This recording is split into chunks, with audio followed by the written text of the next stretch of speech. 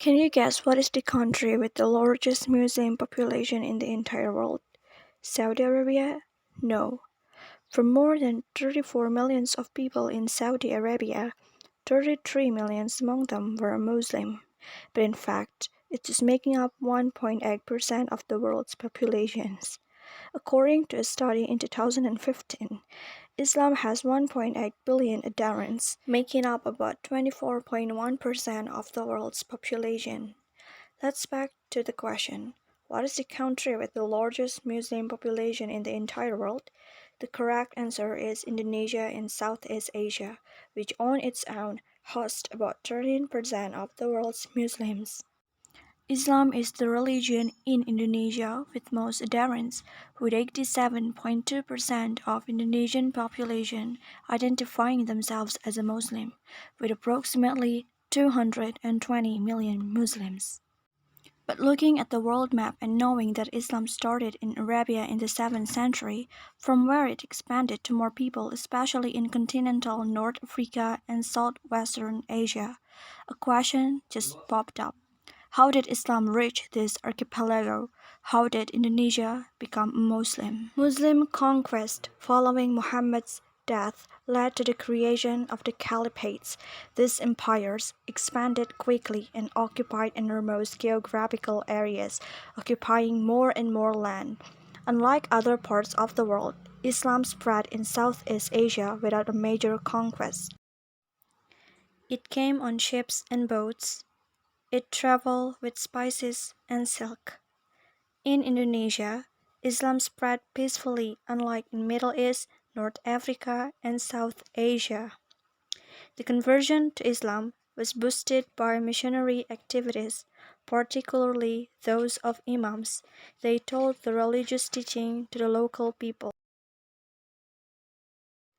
One theory suggests it arrived directly from Arabia before the 9th century, while another credits Sufi merchants and preachers for bringing Islam to Indonesian island in the 12th or 13th century, either from Gujarat in India or directly from the Middle East. Gujarat is known for risk-taking traders and businessmen who would not have hesitated in traveling to far-off regions to find a livelihood. Among them were many Muslims. Trade routes have been instrumental to the spread of Islam. For instance, there's a large community of Hadrami Arabs from Yemen in Indonesia. Muslims from China have also left an imprint.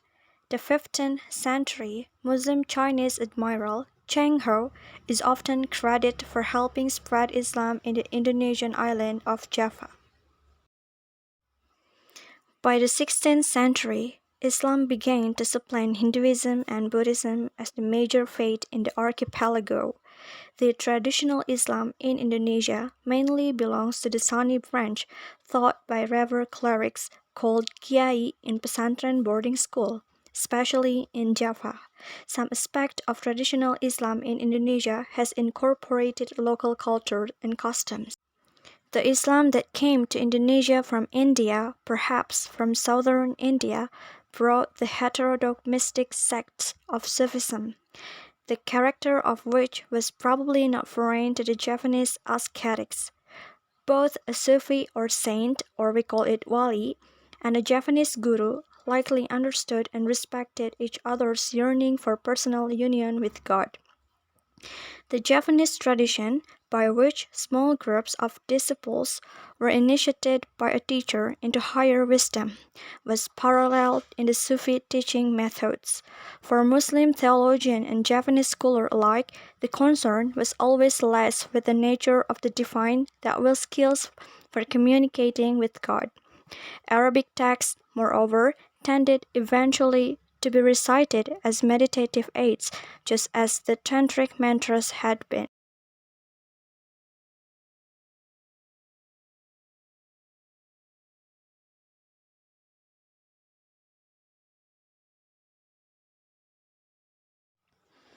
Early practices of Indonesian Islam were more or less influenced by Sufism and existing local Javanese spiritualism. Several traditions, such as revering and recognizing the authority of Kiai, honoring prominent Islamic figures such as the Wali. By traditionalism, however, after the incoming of modern Salafi, followed by Wahhabism from Arabia, the scriptural Islamic Britons denounced those traditions as bid'ah. Wahhabism.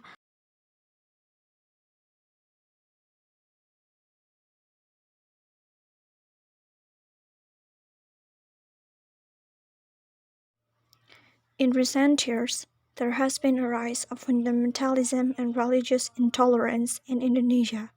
Internally, some of foreign and local Islamist organizations such as Hizbut Tahrir Indonesia or HTI, Front Pembela Islam or FPI, and also Islamic political parties such as Partai Keadilan Sejahtera or PKS have been actively involved in Indonesian politics in recent years, undermining the traditionalist Islamic institution, especially Nahdlatul Ulama. Those Islamist elements in Indonesian politics are suspiciously regarded as weakening and harming the state ideology Pancasila.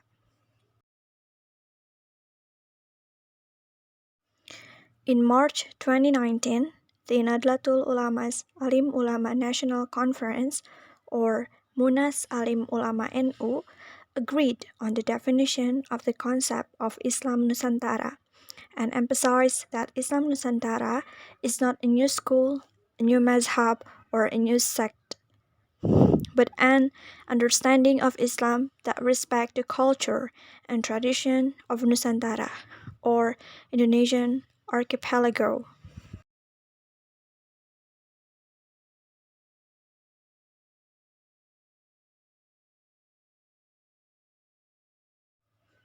And now, let's talk about the characteristic of Islam Nusantara itself. So, the main traits of Islam Nusantara are tawasud, or in English, it's called moderate. And then the second one is rahmah, or compassionate. The third one is anti-radical, inclusive, and tolerant. The main characteristic of Islam Nusantara is the consideration of local Indonesian culture in forming their fiqh, or Islamic jurisprudence.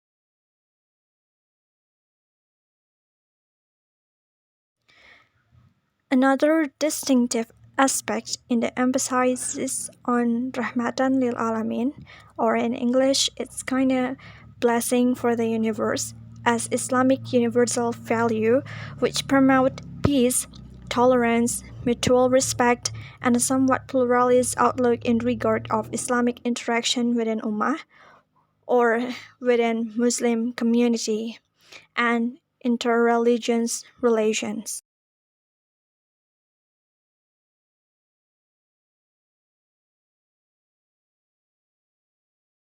So yeah, that's it. A brief history on Islam Nusantara and how did Islam reach this archipelago.